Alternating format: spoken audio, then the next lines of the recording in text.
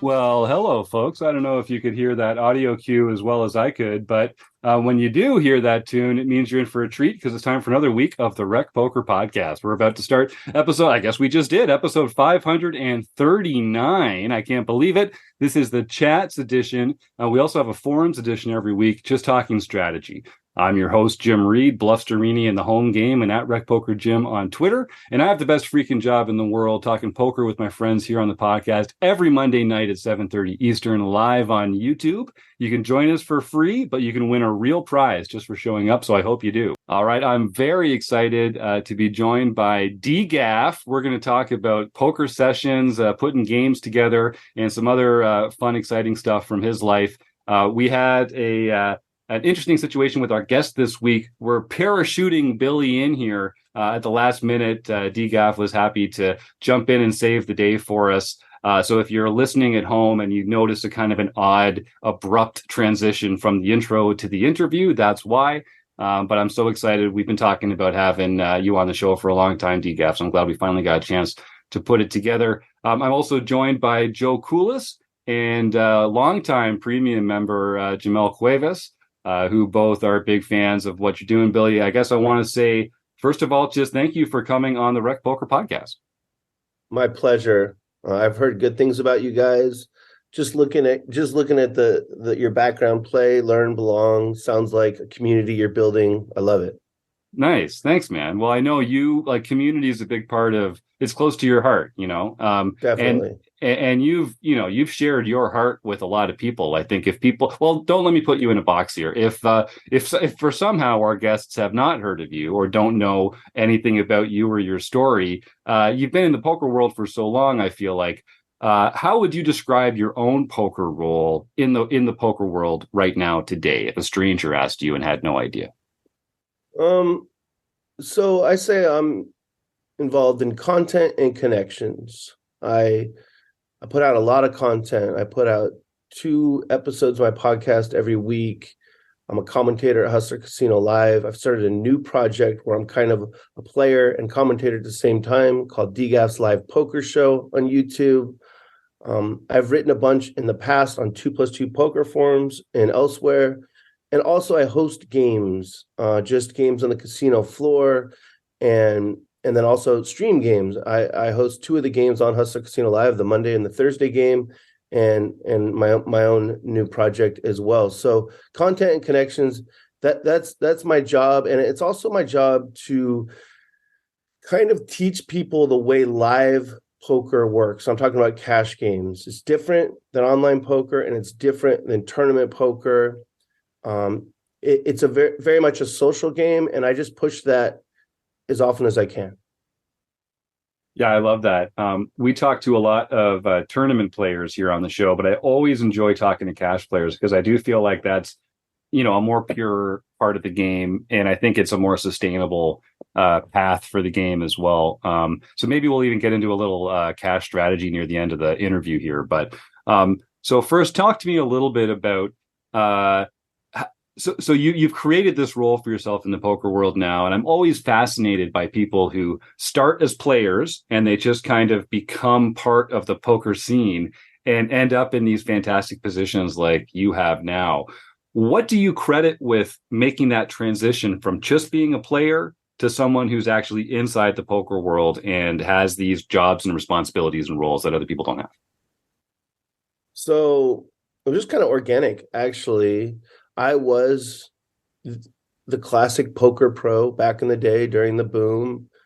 I played very well, very focused, and I didn't really understand that for what I'm doing, live cash and higher stakes, you really have to do more than that. You really have to give back to the game in different ways, and you have to be entertaining. You have to pump the brakes when someone's having a bad night, a bunch of soft skills. And also, I just needed something more out of my career than just going and taking people's money. So I started writing on 2+2, and I just wrote all the time about that very thing, how to win and be good for the game at the same time, a sustainable approach to live poker. So it started as a writer, and then I in my personal life, I hit a rock bottom in 2017, and out of that came a different kind of content, podcasting, and I didn't really have any plans for it. I just wanted to hold myself accountable to making a comeback in poker, and I had different little turning points in my podcast, and I just became a podcaster, and that led to Ryan Feldman hiring me as a commentator for the show. I had no experience commentating, but then again, I had no experience with podcasts when I started a podcast either. And it just went from there. I kind of was at Hustler all the time and have a good relationship with the general manager. And I said, I could bring you games. I could build games. It's what I've been doing my whole life. And so that's how that evolved. And specifically at Hustler Casino Live, I know they've got such a great, I want to say brand, I guess. Like people really recognize what's going on there, and they've really become extremely popular over the last several years. What was your connection there before you got involved officially? And we'll talk a little bit more about what you're doing there now. So I played most of my career in 3 different places: San Diego, Los Angeles, and Las Vegas. I spent a lot of time in Los Angeles around 2012. I played mostly at the Commerce and sometimes at the Bike and sometimes at the Gardens and occasionally at Hollywood Park or the Hustler, but just very occasionally.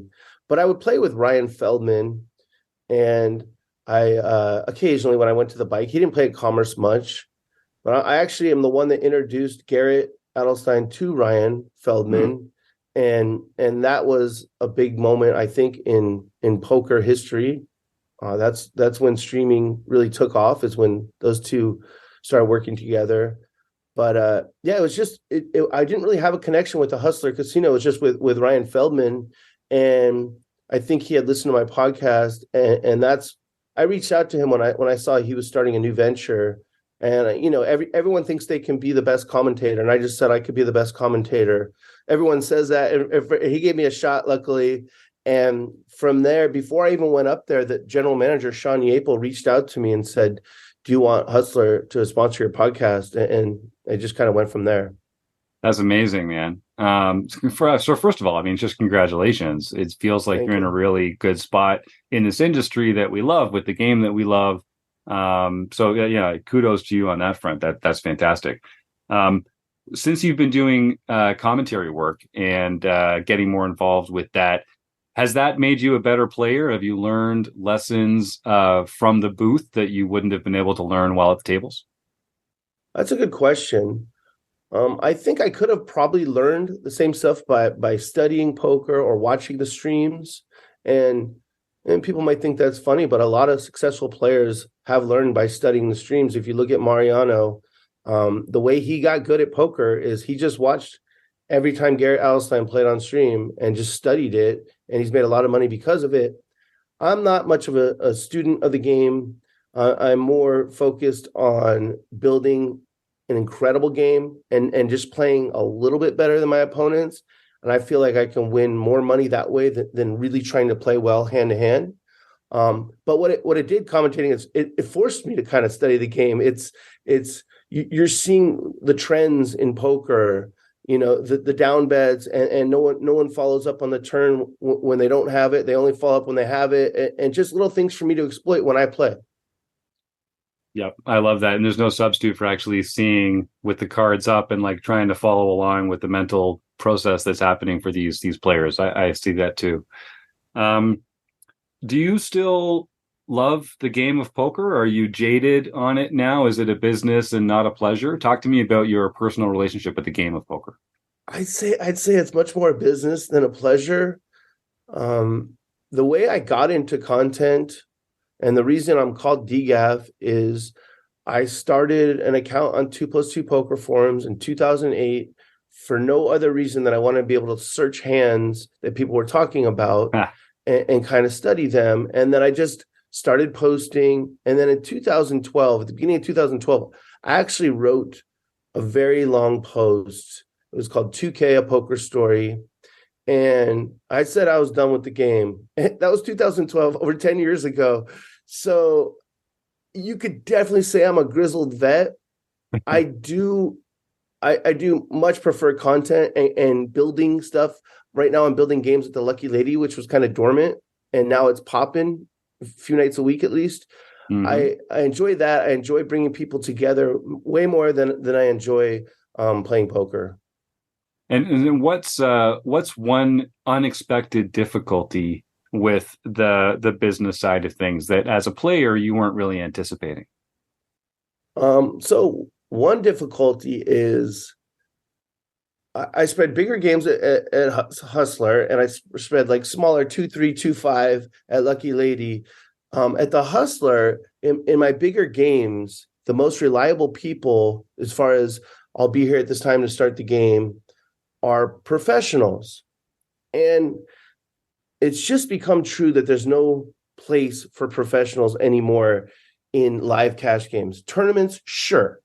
You see, the Chris Brewers and all these guys that are really, really good, and they play the tournaments, and other people are going to play with them because they want to take a shot at the big prize. But in cash games, if Chris Brewer sits down I try and build a 5-5-10 and sometimes bigger at Hustler, people aren't going to play with him. And it's not because they don't like him as a person. He's just too good, too serious. So it's tough. I empathize with the pros because I used to be one. I've actually transitioned to rec player now. I play a couple times a week. I don't work on it. Yeah. That's where you want to be, brother. Yep. Yeah. But I empathize with these hardworking pros that are studying so much, and they think poker is about playing each hand as well as possible. And in tournaments, that's fine. Online, maybe that's fine, but it just doesn't work in higher stakes cash.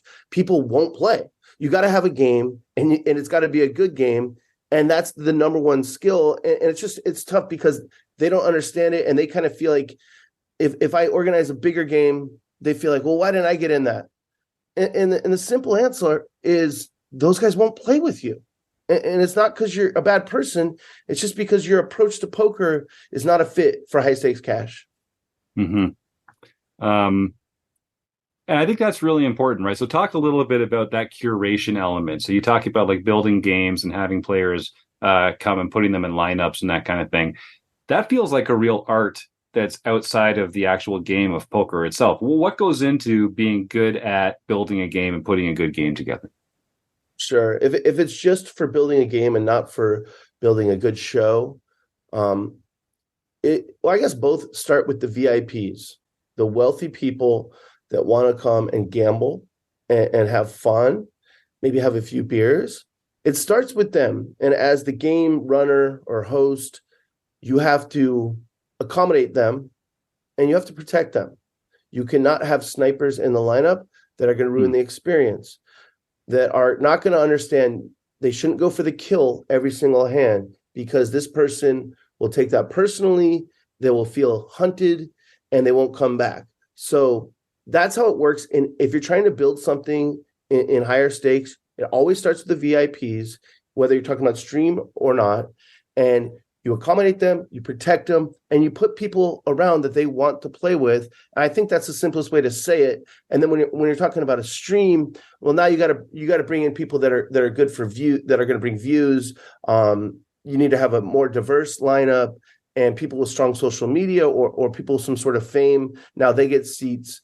But I guess it's pretty similar. But that's the only difference is when you're on stream, now you need some people who actually are going to bring some views. I know Joe's got a question, but one segue I want to take from that is, so what would a bad player like? So what am I trying to ask? What's the kind of player that you wouldn't want to invite to a game? What are some qualities that they might have that would make you say, you know what, actually, I'm not going to invite this person to the game?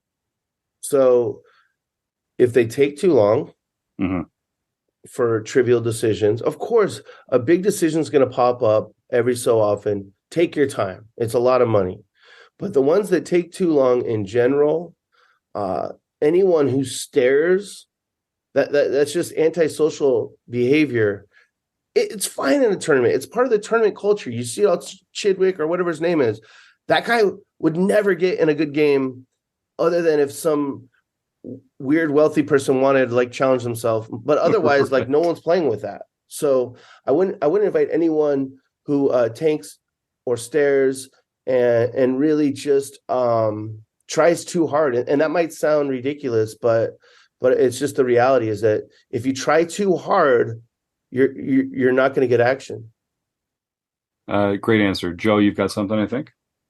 Yeah, I think it was interesting when you started talking about it that I just realized that what you go through in terms of creating games is going to be consistent at every single stage of a player's career, right? I mean, what you talk about in terms of creating a home game, are the same steps, right? I can't play as well as I can play with the people that live around here because they don't know what they're doing. And if I just simply take all of their money, they'll never come back, and then I have no game. I mean, I'll win the first time, but I won't do it. And granted, we don't have to worry so much about the social media presence in terms of our games, but I do think that it's important to point out for our audience that what you do is what, if you want to create a home game for yourself, so you don't have to go to the casino, you have to do the same sorts of things, or you'll just never get to play. 100%. I've said in my content forever that my goal is to play my B- game. I don't want to play my A+ game unless I'm playing the World Series of Poker main event. That's the one time most years that I actually try hard. It's not good for my longevity in the game. It's not good for my games if I'm there grinding, trying to play my A+ game, playing off charts and whatnot. If you've ever seen me play, I play about 2/3 of hands, which is obviously counterintuitive in a vacuum. I drink a lot of beers. I goof around. I don't know who the pre-flop raiser was half the time. And that's not because I don't know how to play poker. It's because I do know how to play poker. It's because I know how to play high stakes cash. Yeah. Joe, did you have a follow-up there? I like where you're going with that. No, you actually made DGAF. You made the exact point I was going to follow up with, which is I think so with rec poker. I mean, it's recreational players, right? But they're people who want to study more. And I think that what you point out is that sometimes you got to shoot one of your own tires out in order so that the bus only goes at the speed of everybody else. Or again, you'll never stay in the game, and you don't have a chance to have any of the fun, but also to sometimes winning the most amount of money isn't the most important thing. It's winning a good amount of money, but keeping everybody else feeling like maybe you're not so good at poker. Does that make sense? It makes a ton of sense. Like the VIPs that play on my stream, if it weren't for those tracking websites that track our results, they would all think that I'm just like them, that I'm wealthy, which I'm not at all, and that I'm this huge losing player because who can play, 60% of hands and drink 10 beers in 5 hours? Like you can't be a good player if you do that. And so that's all part of it for me. It's I don't want to ever be intimidating. And I understand that people who haven't spent a ton of time in poker, they love the mental stimulation of learning, different strategies and different fundamentals. I get that. And that's important. I have those deep down, but once you want to start getting into the bigger games and making more money, well, you have to, like you said, shoot out one of your own tires. Like I know I'm supposed to 3-bet this hand, but this guy's been 3-bet 3 hands in a row and he's irritated. If I 3-bet right now, it's terrible. He might just storm off. So I'm just going to call. I'm going to do stuff that's worse in a vacuum, but better over time. So similar along those lines, how do you manage so poker is not exactly known for having the fun player, right? I can remember when I started posting in some discords, people talking about the gunslinger attitude about a lot of players. I mean, they come in to be the outlaw, to be kind of the jerk. And it's terrible for games. It's terrible for women. It's terrible for men. It's terrible for new players, because who wants to put themselves to that and lose money to those people? How do you manage keeping that piece out from, particularly when you have people who have a lot of money and want to show their ego at the tables more so than just winning poker or having a good time? That it's tough. If the person is a very losing player and they're an asshole, I hate to say it, but it's kind of okay. They can't be disrespectful to women or anything like that. But in the higher stakes, you got to bring something to the table. If you're dumping tens of thousands of dollars, you kind of get to be an asshole as long as you're not disrespecting anyone on a personal level. And everyone gets it. You just take it. I've taken it so many times. Just like say this about me. Sure. That's fine. You're going to lose 20K right now, and the rest of us are going to get our shares of it. Now, if it's someone who's not losing a bunch of money, you have to stand up to that person. Unfortunately, the dealer likely won't. The floor people likely won't. It's up to the players to govern their own game, and that's just something I've learned. I've been extremely confrontational with people who are bad for the game, and that they're assholes, like you said, and also they're not losing a bunch of money. But you have to balance it with the guy who's an asshole who's going to lose a lot, and then if he crosses a line, then it doesn't matter how much he's going to lose. He's gone no matter what. And I think what you're saying points out the fundamental reason why I am somewhat pessimistic that the hope that people have in terms of how to improve the game, right? We want to make everybody have fun doing things, is that when you allow people who have money to be assholes, they're assholes, right? I don't know your politics, but I mean, there's a guy who bought Twitter basically so he can be kind of an asshole online, and he gets to do it because he has the money. And that's time immemorial. I mean, that's been the way the world has run, but it makes it really difficult to change things when the only way that you can't be an asshole is if you don't have enough money to be that. Yeah, you got to have money to be an asshole and make it in this world. That's for sure. But I find like the majority of the wealthy players, like super recreational players that are in my games, the majority of them are really nice people. And I don't know. I think there's so many of them that you don't really need to accommodate the assholes long term. But if one's there one night, and this is more true at, say, like the mid stakes, say you're in your 2-5 game or your 5-10 game, and it's soft because it's live poker and you can beat it for whatever, and you're cruising along, and then someone comes in and they're obviously going to dump 5-10K. Just for those couple hours, you just kind of put up with it as long as they don't cross a line. That's always been my approach. So, Jim, I can continue, but if I didn't want to monopolize. No, please. No, by all means. Yeah, I've got some more questions, but I'm loving this line of questioning. Yeah. So the podcasts that I've listened to for you have largely been restricted to the autobiographical grouping that you had initially, where you talked about yourself being a writer. You talked about some of the times that you went bankrupt, and it's fascinating to me because I do some writing on my own, and the writing that is best always leads to vulnerability, right? The ability to say, these are the things that I feel, expressing that is always the things that people direct to. And I can really see how you are looking to improve your craft as a writer in those podcasts, at least the ones that I've listened to, by being vulnerable, by saying the things that could make you a target. What I find interesting, though, is you're walking into,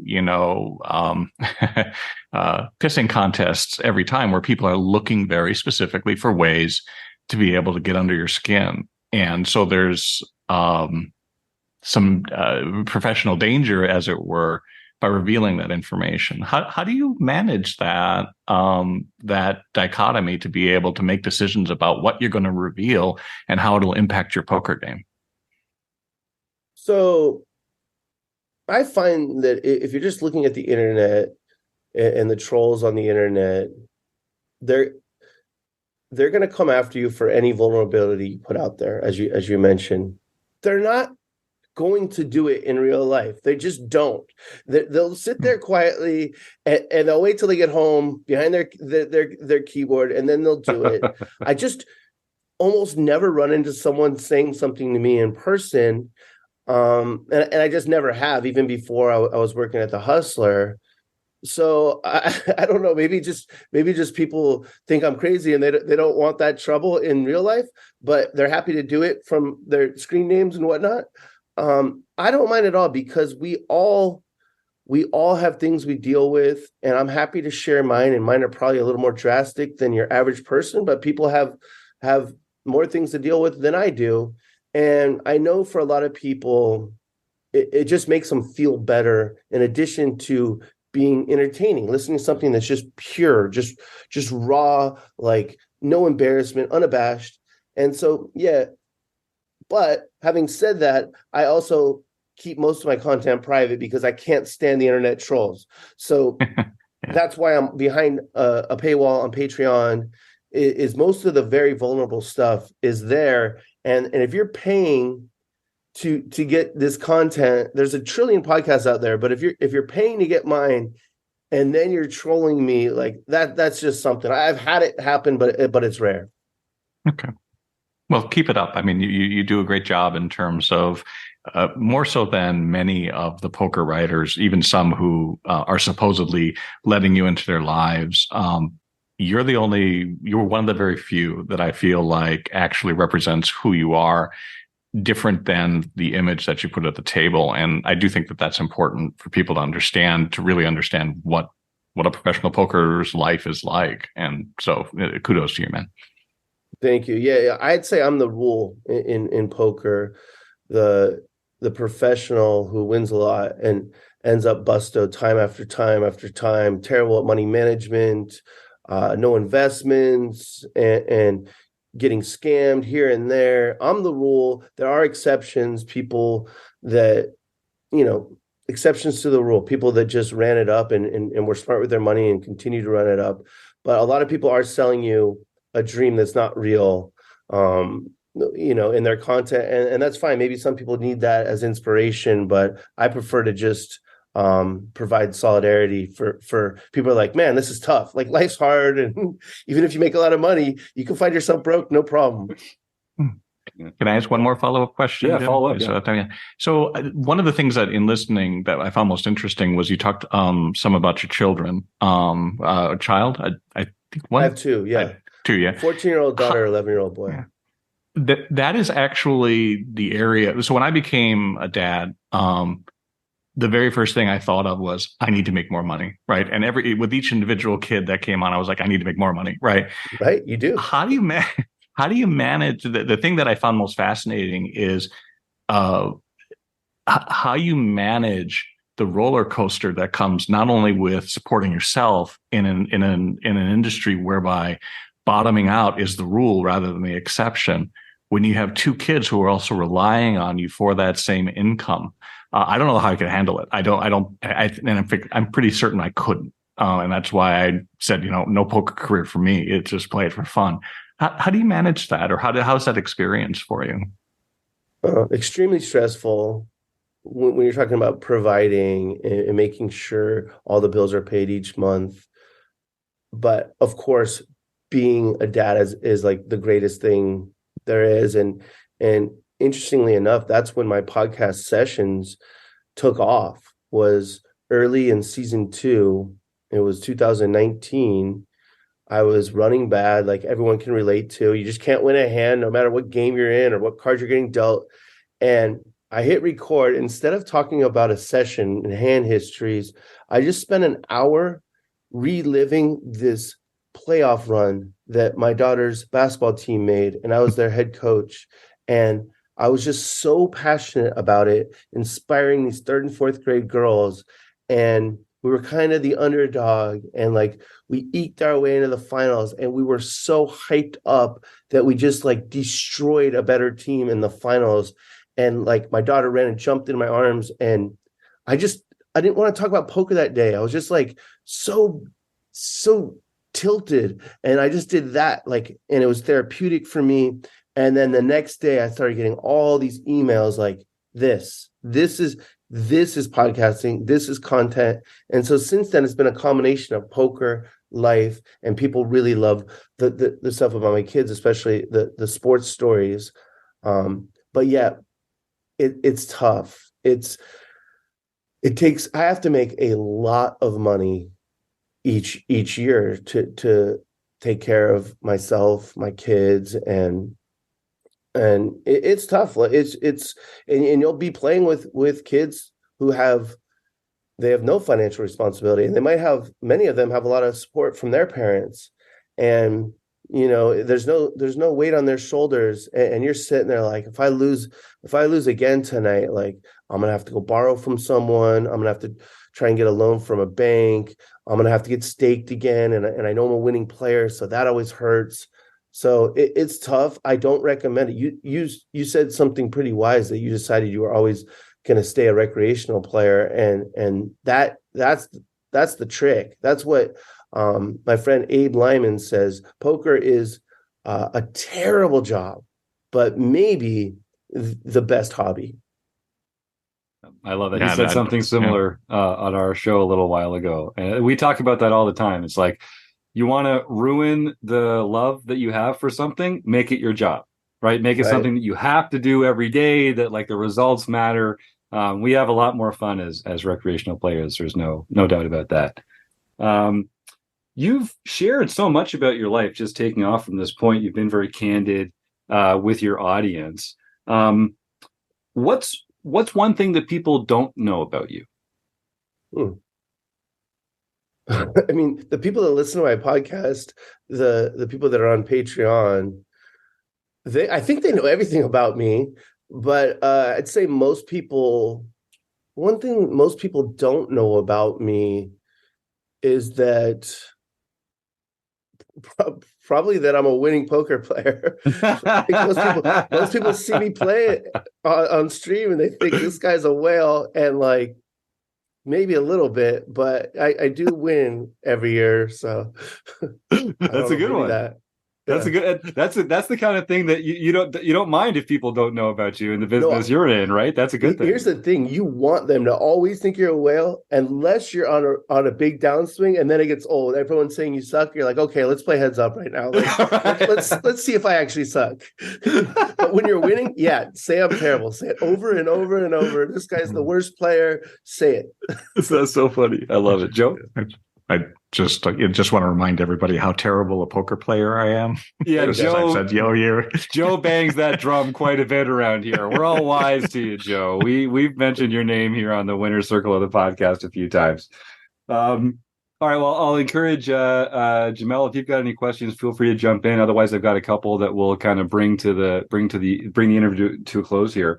In this industry, in this path that you've chosen, what have you learned about people that surprised you, or that maybe didn't surprise you and you were kind of hoping that you wouldn't learn about people? But like, what's one thing that you've learned about people directly from this industry and from your work in this industry? So I'll start with something positive, and then I'll go to something negative. The poker world is it's a collection of misfits, right? But in general, it's kindred spirits, and day to day, people are going to act nasty, shady, but over time they come around, and you just kind of have respect for anyone who's been around. And one cool example of this is there was an NBA basketball player named Jack Haley. I don't know if you remember him. He was kind of like Dennis Rodman's chaperone on each team he played. And he played in Los Angeles at the Commerce a lot, and he was a whale. And people, were a little bit predatory every time he played, the grinders. And then he passed away, and he always drank Patron, tequila. And he passed away, and then shortly thereafter, we're all playing one night. And even these guys that never give an inch, they seat changed, they just were sniping him the whole time. Everyone took a shot of Patron in his honor. So there's something cool to it. I'll say that. A very interesting thing I found is the more I go out of my way for someone, the worse they are for me or to me. That if I do them a big favor or show a lot of generosity, they're worse. And it's just wild to me.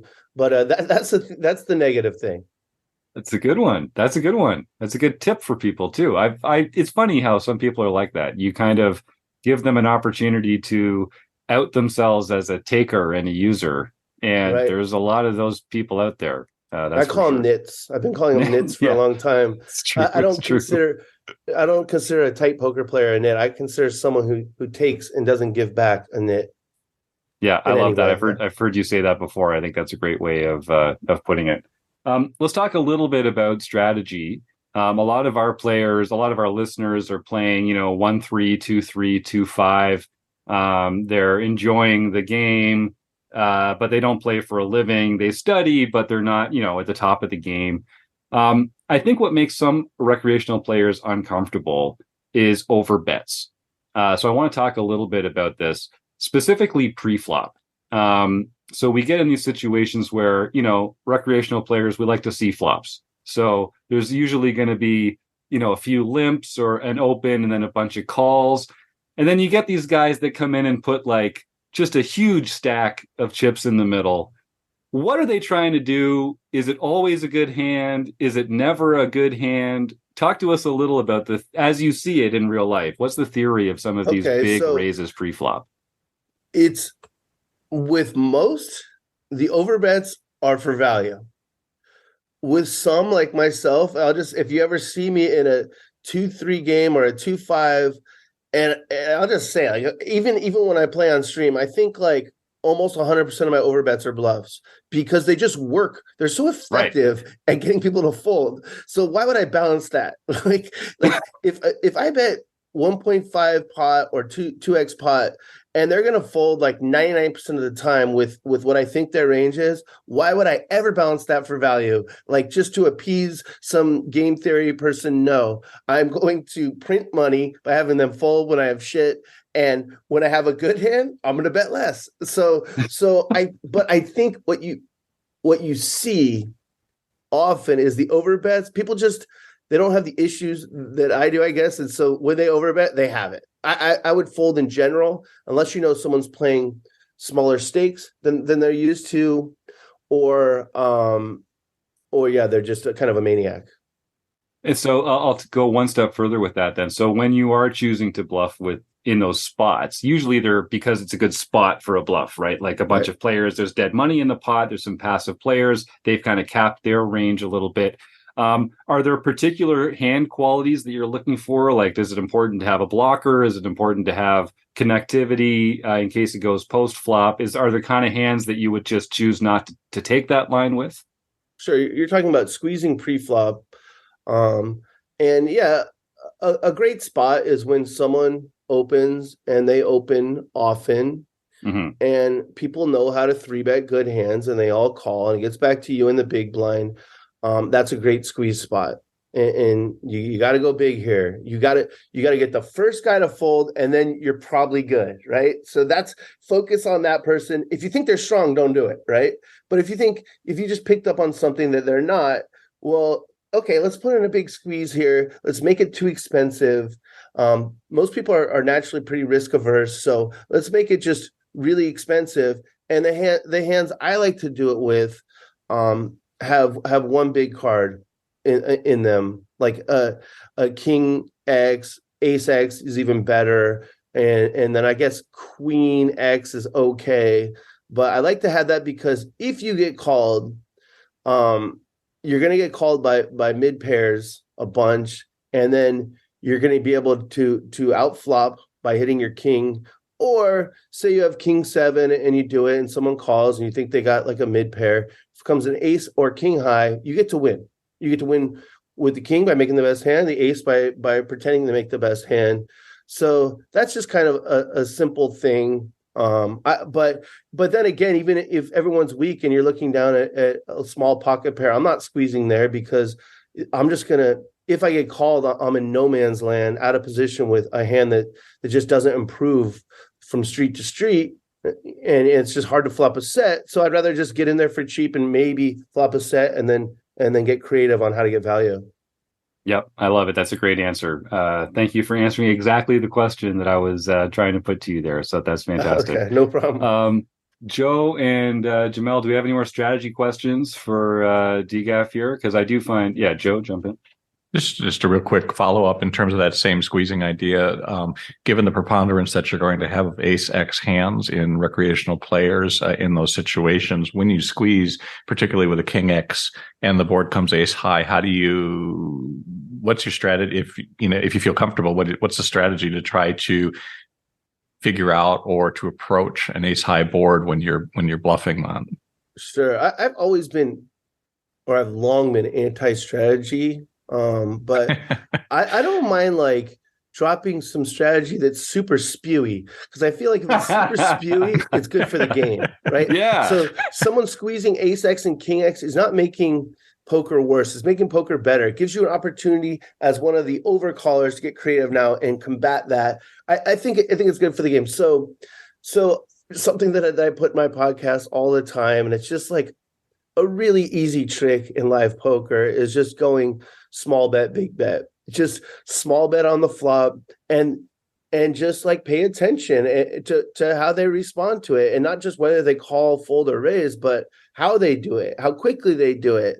And you just can pick up on so much. And then if the turn is a card that unlikely improves their hand, now you go big bet, and it's printing money. You get the pre-flop, and you get that small bet, and now you make it too expensive. And then if they call that, shut it down, abort mission, because bluffing rivers in live cash in smaller games is rough. It's just once people are there, the reason they fold so much on the turn is because they're worried about the river. So once they're on the river, they're not worried about anything. Like, okay, fine, it's $500. Like, I'll live, and so that's how I navigate it. I just go default small bet, big bet, and most players will go small bet, and if they go big bet, they have it. But I like to do it the opposite. Yeah, I love that. And we talk about on the show quite a bit that, like, if you take a good bluff spot or a good squeeze opportunity and they don't fold, think about what that means for their range, right? Like, because it was a good bluff spot because they fold a ton. If they didn't fold, they've got a pretty narrow, strong range that continues. So you got to think about whether it's worth pulling the trigger there. I think that's a great way of thinking about it. One more thing I'll say is, please never feel bad when your bluffs get called, because there is something called spew equity, and you see it all the time. If you watch our show on Tuesday nights, if you watch Ludacris, he just makes these hideous looking bluffs, just bluffs off so much. But then next week, when he's catching cards, he gets more value than anyone. He makes that money back and then some every time. So start bluffing way more. Don't be ashamed when you get called. Next time you have the hand, they're going to pay you, because people remember. Yep, it's true. I love that. All right, last question before we get into our speed round. So you see a lot of players of different experience levels, and you see pros and people that are used to kind of taking advantage of less experienced players. What are some common, like, telltale signs that someone at the table is less experienced? Actions that they take or mannerisms that they have that are kind of like send up the radar to the pros that, like, oh, this is someone that I can manipulate or take advantage of. What are some ways that we, as recreational players, can kind of play a little defense and stop that being so obvious? So unless you want people to think you're new, there's once you're good, I think there's merit to having people think you're new, and usually it's odd chip stacks, right? They're not in 20s, they're not in stacks of 20, they're like 10s. If a lot of new players will do that, and because that's what they're used to doing in blackjack or whatever, and so that's a tell that you're a new player. So if you're good and you want people to think you're a new player, go ahead and do that. If you're brand new, you don't want people to know it, stack them in 20s. I'm trying to think of what else. That's the number one thing that stands out. I think just you can tell people are nervous. So they'll say stuff that doesn't really make sense because it's just nervous energy. So I just encourage new players just to do some focused breathing before and while you're at the table. It's not that serious. No one in your 2-5 game is Phil Galfond. It's going to be fine. Even the people that have been playing forever are generally pretty bad. It's LOL live poker for a reason. It's the game's too slow for people to play too well, and like we all lose our minds. And just take a breath, and then you won't be nervous, and then people won't be able to tell. I like that. See, every time I'm at the tables, I'm usually repping rec poker here. People see the rec, and I know I'm not going to convince anyone that I'm a pro. But I think I'm pretty good for a recreational player, so I should start going the other way and stacking my chips in 10s and make them think I'm a real wreck, and maybe maybe I can unload something on them. There's definitely merit to it. I've taken it pretty far. I used to be the guy with earphones and like would just focus on every single hand, and then I just learned in the year 2008 to go this other direction of no. I'm taking my hat off. I'm taking my earphones out. I'm dressing kind of nice, like I could be going out or coming from somewhere, and I'm gonna have beers and people love playing with me, and it's not just because I can crack the occasional joke. They'll say like, we got to be careful of these pros, and I'm thinking like, that pro sucks, man. Like, but yeah, you're right. Yeah, I love it. Yeah, I often will wear like a suit jacket when I'm playing, and I think it gets me about 20% more folds than it would otherwise. People like, oh no, this guy's got it. It matters. Here's the reality. Poker is a soft hustle. Yeah, sure. It's a hustle, but if you do it with integrity, people just respect it as part of the game, and you can have longevity. It's a soft hustle. You once you're confident in your abilities, and maybe you have a nice spreadsheet that tells you you're a winning player. Okay, well, now you don't need to prove it anymore. Now you don't need to say, well, your range was this. If you ever hear me talking at a table, I'm saying the dumbest shit possible. Yeah, I am thinking your range is that. And like, but someone says like, well, what's your range there? And I'm like, no, I don't have a Range Rover, just whatever, something stupid. Yeah. So it's a soft hustle. So accept it. It just is. You're trying to get money from people, and you're trying to do it in a way where they're happy to do it over and over and over again. I love it. Great answer. All right. Well, we're going to close out the show with what we call Stake, Study, Stack. Billy, this is a game where when you were younger, you might remember a game where you'd pick someone that you'd marry, someone that you'd kill, and someone that you'd boff. That's marry, kill? Yeah. That's the one. So this is stake, study, or stack. So you're going to stake someone in a poker game of some kind. You're going to choose one to study with, and then one to stack at the tables. Okay. Sure. So I'm going to give you three names. This is kind of like loosely based around Hustler over the years. So you can choose between Bill Klein, Eric Persson, Andy Stacks. You've got to stake one, study with one, or stack one of the tables. What's your choice? Well, I'm going to stake Andy Stacks. I'm not in a good enough financial situation to not stake the best player of the three. I'm going to study with Bill Klein because he just seems so much smarter than me, and maybe not in poker, but in every other area of life. And I'm going to stack Eric Persson because I want him to give me that speech, and I don't know. He just seems like a character. I've met him once, and I would like to stack him and have him yell at me. Good answer.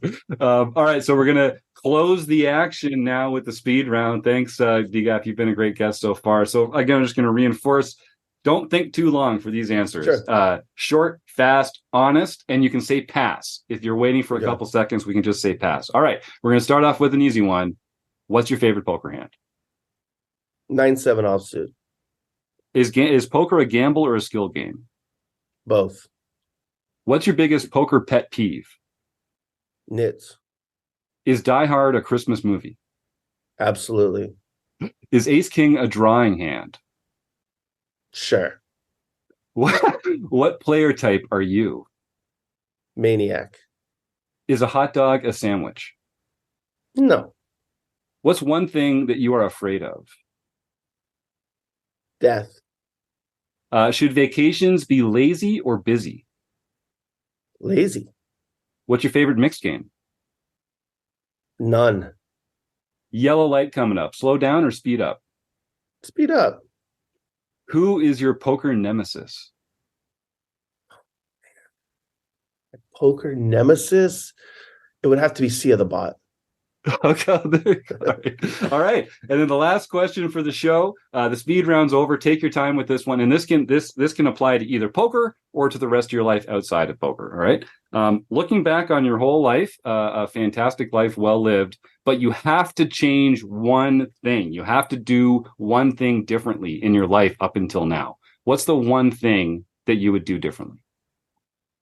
I would make sure I'm always going to be generous and I'm always going to be communal, but I would protect myself better and make sure that if I am being that way with someone, it's someone who will reciprocate. I've just been burned so many times by doing that blindly. I would be a little wiser of who's in my circle and who I choose to be very generous with. I think that's a great answer. I hope folks are listening. This has been a fantastic interview, man. We're going to put some links in the show notes to the Patreon. If folks want to say thanks for coming on the show, what's one thing they can do to make your life better, or to sort of tip their hat to what you're doing here today? Is it subscribe on Patreon? Is there something else that people can do to put a smile on your face? Yeah, I mean, there's so many podcasts out there. Unless they're very interested in their really raw, intimate story. If they are, then yeah, patreon.com/DGAF poker player. But most people aren't going to do that. Why would you pay for a podcast when there's so many that are free? One thing, if they want, what they can do is next time my new project, DGAF's Live Poker Show, goes live, they can jump in the chat and shout out this podcast, your podcast. I like that. That's mutual benefit. Now they're with shining some light on my new project, but also shouting out your podcast. That's what they can do. It's usually late at night, so just one night where they're staying up late. It's a live game. We're playing on no delay, so they can just say, "Hey, DGAF, that was a cool episode on Rec Poker," and I'll say, "Hey, thanks. Yeah, I like what those guys are doing over there. Cheers." Awesome, man. Well, I'll make sure that there's a link in the show notes for that. So, folks, if you're listening at home, nothing could be easier than just checking the show notes and clicking the link and getting involved with our man DGAF here. So, without further ado, I would just say thanks again, and just keep doing what you're doing, man. Like, we're in the business of making the poker world a better place, aren't we? And I think, we're putting smiles on people's faces. We're helping people explore this fantastic game of poker. And I'm glad it only took 540 freaking episodes to get you on the show over here. So congratulations on all your success, and thank you again. Thank you. This was cool, and likewise. Up, I would be remiss if I did not mention that the Running Aces Hotel, Racetrack, and Casino, they've got their Mid-States Poker Tour series rolling into town this weekend. If you're listening, watching live, or if you're listening on the day that this came out, they've got multiple events heading up in Running Aces for the MSPT. Go check that out. They also have their Big Stack Avalanche from January 11th to 14th. That's a $500 tournament. And there's going to probably be some qualifiers. You can play earlier, but the 11th to the 14th is where the action's going to be. And I'm breaking some news here, but I just got off I was going to say the phone. That's not how we do things anymore. But I was emailing with John Barrows, our wonderful friend at Running Aces, the poker room manager and director of poker there.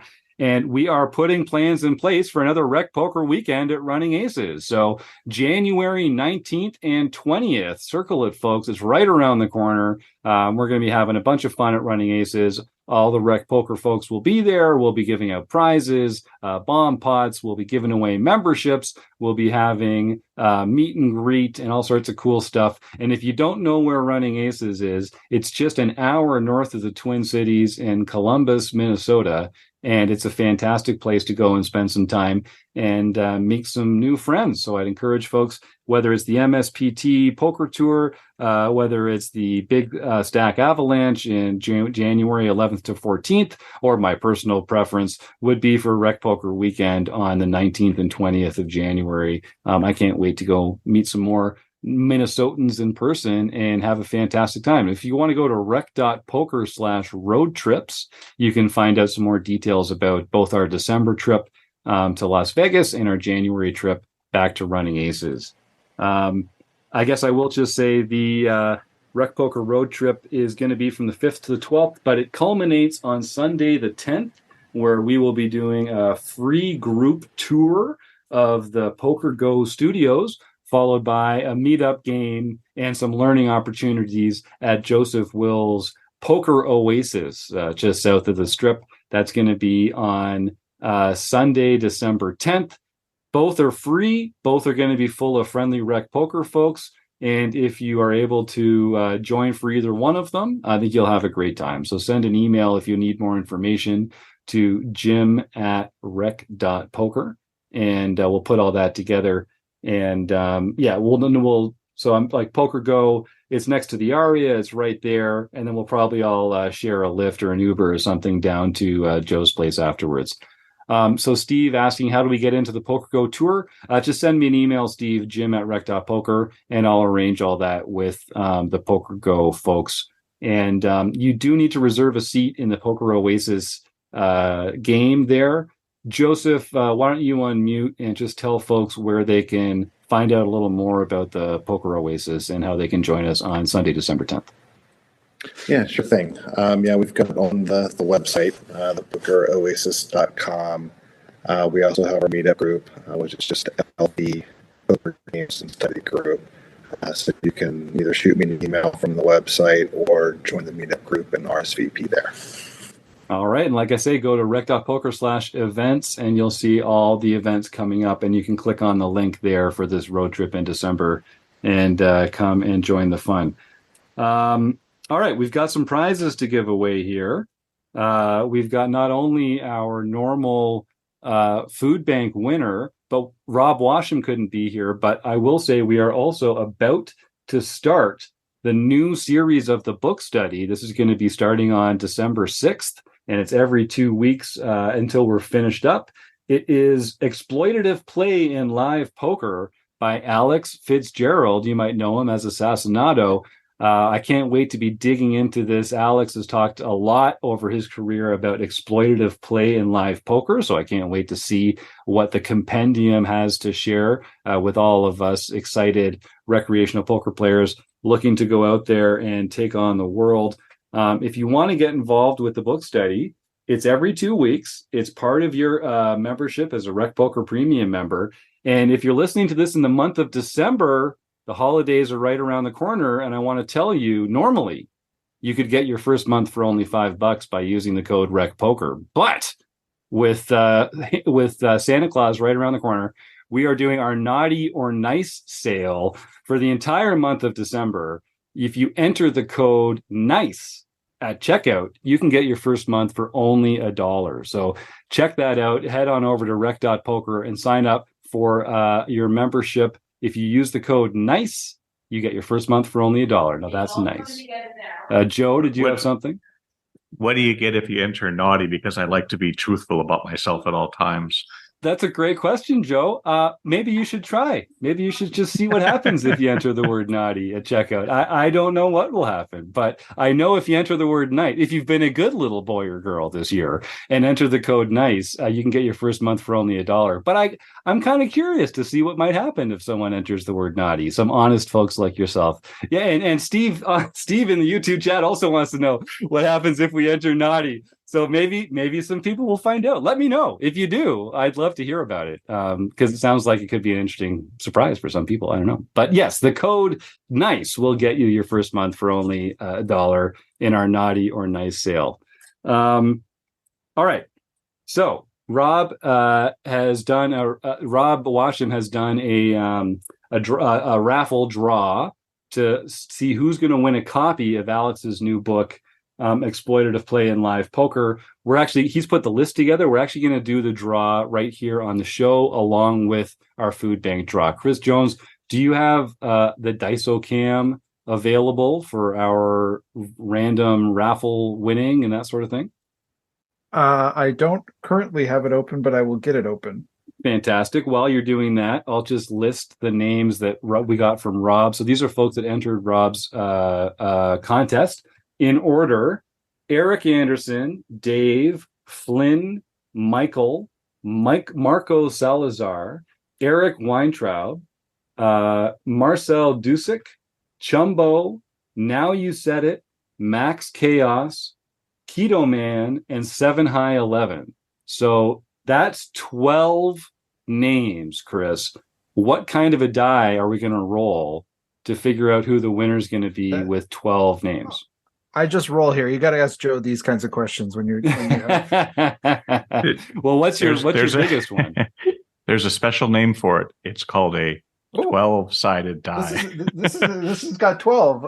Hey, that's a great choice, Chris. That's a great choice to use for this. Fantastic. Thanks for Joe and Chris for putting your heads together and solving that, by the way. That's fantastic news. Well, I just we've got more names in here too, so I've got. No, that's okay. That's for the YouTube chat. That's for the food bank raffle. For this one, it's a hard 12. Hard 12. Roll away. Okay. Yeah, so let's see who roll the away winner's with the going to 12. be. Okay. Yep. Let's see who's going to be. And Those are definitely Steelers dice, by the way. They're 3. black and gold. It's a 3. 3. That's Flynn. So I know exactly who that is. Joseph, your friends Flynn and Ollie, I think, are the winners. Yes. If they're not, we'll shoot them text and let them know. Perfect. I was going to say, just in case they're not listening tonight live, let them know they can send an email to info@rec.poker, and Rob will make sure they're set up with their prize. Now, let's give away another prize. That's just one prize. Let's give away another prize for the food bank support raffle. And then Chris has to jump out of here because he's hosting the deep dive in no time. I see Joe, Steve, Eric, and Arnold. I see 4 names in there. And I think you've even got a 4-sided die. I do have a 4-sider. Okay, So well, away let's we make go. some magic happen. Let's just see. Right. Let's see on the fantastically colored Steelers die. It is. This is the Looks one where you like- do the top, right? It's a 4. Yeah, top one. Looks like a 4. Arnold Barron, congratulations, sir. So the way we do these prizes is if you're not currently a RecPoker Premium member, then the prize you've won is a free month of premium membership at Rec.Poker. Congratulations. If you are already a premium member, then you get to choose from an assortment of other fantastic prizes. A free month at Learn Pro Poker, pokercoaching.com. I think we still have some months to give away for Tournament Poker Edge. You can get a coaching credit towards some coaching work with someone from the RECing Crew. Arnold, send an email to info@rec.poker and we'll get you all set up with your prize. And thanks for supporting our fight against food insecurity by just typing the words food bank into the YouTube chat for free. That's fantastic. I think that's everything that I was supposed to mention here tonight. Is there anything else on anyone's mind before we roll on out of here? Hopefully with audible outro music, but you just never know. You never know about some of these things. Let's find out. My thanks to the Running Aces Hotel, Racetrack, and Casino. Oh, yeah. Jump in there, John. I was just wondering if we were going to actually announce home game winners. Oh, my God. We didn't get... Yeah. I mean, Capital suggestion. Capital we suggestion, do. John. Yeah, so what's going on in home game land, John? We got a little sidetracked there. Sorry, buddy.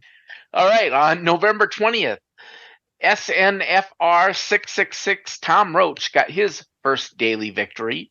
JB Twin Cities got her second nightly victory. Bruce K54, Bruce Kiefer, got his third nightly victory. Spot Conlon, Daniel Kennedy, got his first daily mixed victory for the year. Okay. None other than Elvita 11, Joe Poulos, got his second international victory for the year.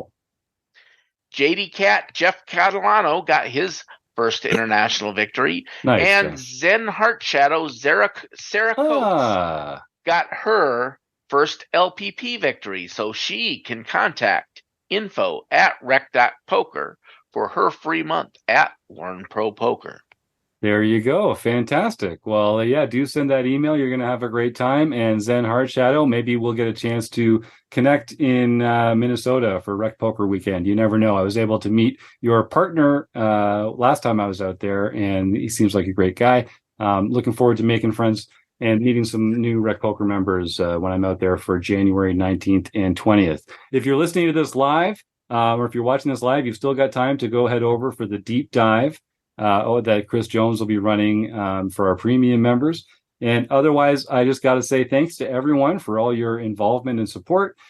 Joe, Sasha, John, Joseph, and Chris, the Running Aces Hotel, Racetrack, and Casino. Everyone in the YouTube chat, you're the best. Thanks for your support. And the listeners at home, we couldn't do it without you. So to you all, have a fantastic week. And thanks from everyone here on the Rec Poker Podcast. Woo!